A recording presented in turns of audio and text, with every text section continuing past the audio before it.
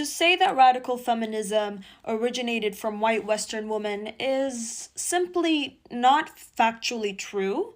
And dare I say, as somebody whose first language isn't even English, shows a poor understanding of the English language, because there's a huge difference between the words emerged, defined, developed, and the words originated and founded.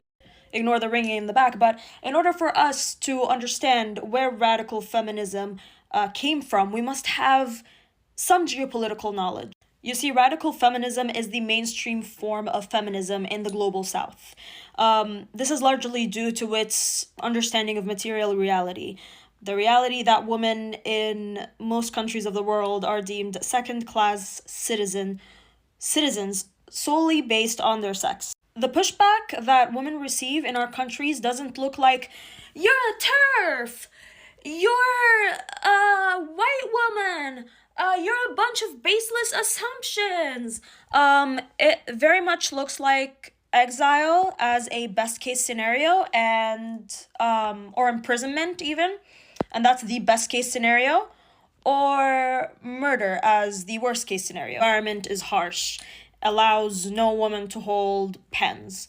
Or if they're going to theorize and hold pens, then there's going to be a lot of risk with that. One of my favorite ever radical feminists from my home country, Egypt, her name is Nawal al-Saadawi, and she was born in 1931. She wrote her first book at the age of 13, titled Child Called Suad, in which she projected her struggles with the patriarchy as a survivor of FGM, societal taboos, and gender oppression and repressive family traditions in Egypt onto a fictional character. The book obviously displays radical feminist analysis, and if we do the math, then that means that she wrote it in 1944. And if you look up when did radical feminism emerge, Google would tell you that, oh, it emerged in America during the 60s, the 1960s.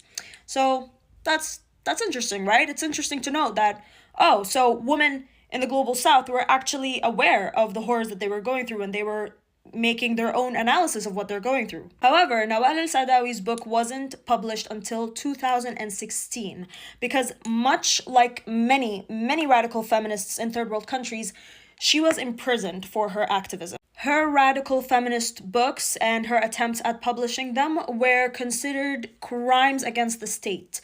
And like the badass she served her sentence and continued writing radical feminist books on toilet paper with an eyebrow pencil. May her and the many radical feminists who have dedicated their lives advocating for female liberation rest in peace.